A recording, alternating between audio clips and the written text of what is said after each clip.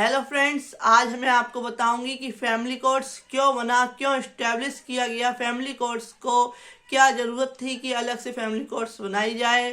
तो इस बारे में आज चर्चा करेंगे और समझाएंगे कि फैमिली कोर्ट्स में या फैमिली कोर्ट्स का जो एक्ट बना है उसमें कौन कौन से सेक्शन हैं, किस तरीके से ये इस्टेब्लिश किया गया। तो इस सारी बातों पर चर्चा करेंगे। तो आज स्टार्ट करते हैं इस वीडियो को। जो फैमिली कोर्ट्स है, an act to provided for the establishment of family courts with a view to promote conciliation in and secure speedy settlement and dispute of the marriage and family affairs and connected therewith. It means कि जो family courts बनाई गई उसको यानी कि उसका उद्देश्य था कि जो मामले आ रहे हैं मैरिज से रिलेटेड, विवाह से रिलेटेड या जो परिवारों से रिलेटेड मामले आ रहे हैं उनका जल्द से जल्द निपटारा किया जा सके और उसमें अगर सुलह हो सकती है, सेटलमेंट हो सकता है तो उसमें सुलह कराई जा सके। तो इसलिए फैमिली कोर्ट्स को जब केसों के बहुत ज़्यादा केसेस बढ़ने लगे तो अलग से इस्टेब्लिश की गई 1984 में। और इस फैमिली कोर्ट्स में 23 सेक्शन है और चैप्टर है 6। चैप्टर 1 कहता है जो है फैमिली से रिलेटेड है, सेक्शन 2 है फैमिली कोर्ट से रिलेटेड है, जो चैप्टर 3 है वह है जुरिडिक्शन को बताता है और जो सेक्शन 4 है वो प्रोसीडिंग्स बताता है कि किस तरीके से फैमिली कोर्ट्स की प्रोसीडिंग्स चलेंगी। जो सेक्शन 5 है वो अपील और रिवीजन के बारे में बताता है और चैप्टर 6 जो बताता है मिसलेनियस के बारे में बताता है। तो इस तरीके से इसमें 23 सेक्शन है और 6 चैप्टर है। तो सेक्शन 1 कहता है संक्षिप्त नाम, प्रारंभ और विस्तार की, शॉर्ट टाइटल, एक्सटेंड और यानी कि जो उसका विस्तार है कहाँ से कहाँ तक है। तो जो एक्ट जो है इसका संक्षिप्त नाम है कुटुंब न्यायालय अधिनियम 1984 और यह जो है राज्य सरकार जब राज्य सरकार अधिसूचना जारी करे तब ये जो नियम है, जो एक्ट है वो लागू होगा। और जो ये एक्ट है उसको हर राज्य में यानी कि हर राज्य अपनी अलग अलग डेट पे अप्लाई कर सकता है, लागू कर सकता है। तो यह संपूर्ण भारत पर अप्लाई होता है यह एक्ट। तो इस तरीके से सेक्शन 1 में ये सारा कुछ बताया गया है।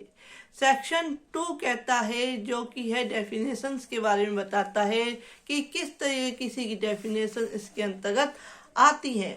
तो इसमें आता है कि न्यायाधीश से कुटुंब न्यायालय का यथास्थिति न्यायाधीश, प्रधान न्यायाधीश, अपर प्रधान न्यायाधीश या अन्य न्यायाधीश अभिप्रेत है। जो सेकंड है इसका कि अधिसूचना से राज्य पत्र में प्रकाशित अधिसूचना अभिप्रेत है। थर्ड है विहित के अंतर्गत जो नियम बनाए गए हैं इस एक्ट के अंतर्गत वो आते हैं। फोर्थ है कुटुंब न्यायालय में सेक्शन 3 में जो कुटुंब न्यायालय डिफाइन किया गया है वो कुटुंब न्यायालय आता है। जो फिफ्थ है इसका कि ऐसे सभी शब्दों और पदों में जहां इस एक्ट के अंतर्गत जो शब्द यूज गए हैं या पद यूज किए गए हैं, अगर उसकी डेफिनेशन नहीं दी गई है तो जो सिविल प्रोसीजर कोड में डेफिनेशन दी गई है वही अप्लाई होगी। तो ये कहता है सेक्शन 2। सेक्शन 3 क्या कहता है? सेक्शन 3 कहता है फैमिली कोर्ट्स। तो हर जो स्टेट है उसमें अलग अलग फैमिली कोर्ट्स बनाई गई और अलग अलग इसको अलग अलग डेटों में स्टैब्लिश किया गया। तो जो ये एक्ट है इस अधिनियम के प्रारंभ के पश्चात यथाशीघ्र राज्य सरकार किसी नगर या कस्बे में फैमिली कोर्ट स्टैब्लिश कर सकती है, लेकिन जो जनसंख्या होगी वो 10 लाख से ऊपर होनी चाहिए। दूसरा है कि अगर राज्य सरकार को लगता है कि कहीं जो कुटुंब न्यायालय या फैमिली कोर्ट्स को स्टैब्लिश करना जरूरी है तो जो स्टेट गवर्नमेंट है वो कर सकती है। नेक्स्ट है कि इसका जो स्टेट गवर्नमेंट है वो हाई कोर्ट के परामर्श से वह जो कोर्ट्स की सीमाओं को बढ़ा भी सकती है और घटा भी सकती है। इसका एक केस है जो कि है MP गंगाधरण बनाम state of Kerala AIR 2006 SC 2360।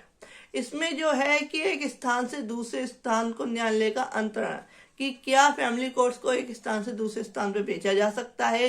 तो इस केस में बताया गया कि राज्य सरकार चाहे तो धारा 21 के अंतर्गत जो शर्तें दी गई हैं उसके अंतर्गत वह एक स्थान से दूसरे स्थान में फैमिली कोर्ट्स को स्थानांतरण कर सकती है, अंतरण कर सकती है। तो आप ये केस लॉ पढ़ सकते हैं। आगे की जो डेफिनेशंस है, जो सेक्शंस है, मैं आपको नेक्स्ट वीडियो में बताऊंगी।